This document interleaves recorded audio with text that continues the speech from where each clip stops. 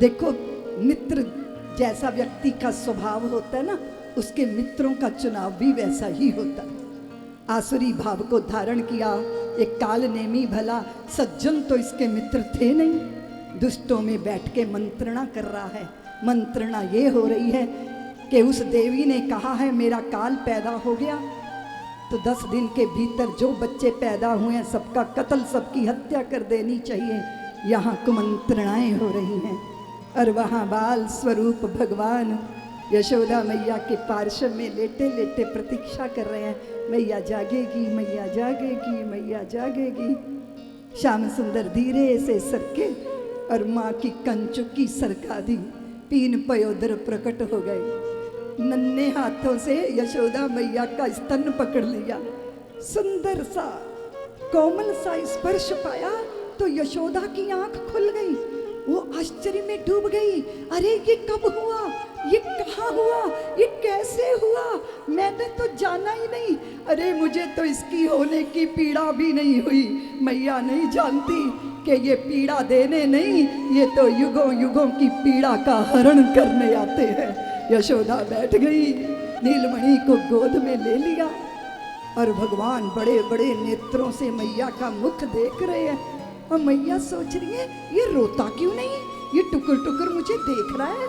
हाय हाय, ये तो नीलमणि है, वाह ये तो दुग्ध धवल दाऊ का नीलमणि अनुज आ गया है। मैया सोचने लगी और भगवान को लगा अरे अभिनय करना है, और उन्हें सुधि आई और उन्होंने रुदन प्रारंभ किया। जैसे ही श्याम सुंदर का रुदन प्रारंभ हुआ, सारी शौर्य ग्रह की देवियां जाग गईं। सुनंदा ने देखा यशोदा की गोदी में लाला है तो कांसे की थाली बजा के घोषणा कर दी, परम भागवत नंद राय जी की धर्म पत्नी ने पुत्र रत्न को जन्म दिया है। बधाई हो, बधाई हो, बधाई हो, बधाई। सारे ब्रज में अग्नि जैसे फैलती है ऐसे समाचार फैल गया। उमड़ घुमड़ कर टोलियां नंद गृह की ओर, और जाने कितना आनंद है, जाने कितना उल्लास है। सुनंदा ने जाके दौड़ के नंद राय को समाचार दिया। वे तो बेचारे माला जप रहे थे, भयो कि अभी ना भयो, भयो कि अभी ना भयो। सुनंदा ने कहा भैया तुम्हें पुत्र हुआ है, और लगा क्या ना मैं दे दूं सुनंदा को। एक गोप ने आनंद में डूब के बहुत सुंदर तरीके से नंद राय का श्रृंगार कर दिया। नया अंग रखा, सुंदर सी पगड़ी, उस पर मोर, उस पर सुंदर सी कलंगी। और दूसरे गोप को इतना आनंद हुआ कि उसने दधी का भांड लेके नंद राय जी के पूरे शरीर पर उंडेल दिया। बाबा बोले रे तुमने तो हमारा सबरो श्रृंगार ही बिगाड़ दिया है। श्रृंगार तो हृदय का हो रहा है, क्योंकि श्याम सुंदर आए हैं, सबको देखने की लालसा। और जानती हो देवियों, 1 वर्ष हो गए दाऊ बोले नहीं थे। बार बार मुखरा धात्री कहती थी महिषी रोहिणी तेरा पुत्र गूंगा नहीं है, तेरा पुत्र पंगु भी नहीं है। लेकिन 1 वर्ष ना दाऊ बोले ना दाऊ चले। लेकिन आज जैसे ही श्याम सुंदर का पदार्पण हुआ तो दाऊ खड़े हो गए, दौड़ के शौरी गृह में पहुंच गए, शैया के पास खड़े हो गए। और जैसे ही दाऊ आए कन्हैया ने आंखें बंद कर ली कि दाऊ तुम आए हो तो ठीक है, अभी थोड़ी देर प्रतीक्षा करो।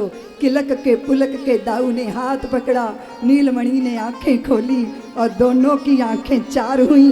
कन्हैया पूछ रहे हैं क्यों दाऊ कैसे कट रही है, अद्भुत दृश्य है। दाऊ ने हंसना प्रारंभ किया तो हंसते ही जा रहे हैं, और फिर रुदन प्रारंभ हो गया।